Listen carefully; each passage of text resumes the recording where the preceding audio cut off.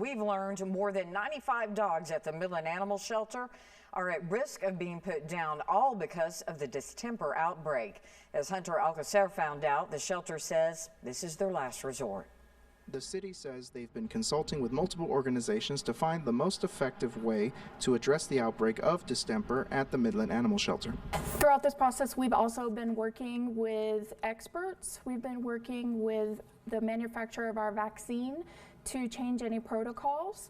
We've been working with Texas A&M's diagnostic laboratory on different testing procedures and how to proceed. We've also been working with Purdue, sending our samples out for additional testing. But the city says they've also contacted numerous local and out-of-town rescue groups and shelters to coordinate and facilitate the transfer of any animals they can accommodate by the end of this Saturday.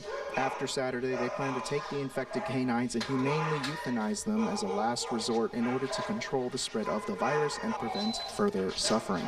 Even if we treated and saved all of them, which is unlikely because the survival rate is so low, they will continue to pass it for the next several months. So we have to protect the community and the community's animals, and so it's a risk that we just cannot take. But according to the Midland Animal Shelter manager, the community needs to do what they can as well to help make sure something like this won't happen again.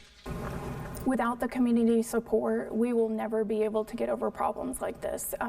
As I mentioned, we could have the best practices, but if they're not spaying and neutering their animals, which prevents them from getting out because they're looking for a mate, or vaccinating, then eventually another animal will come into our facility and we'll be in this position again. So, we cannot do this without the citizens of Midland.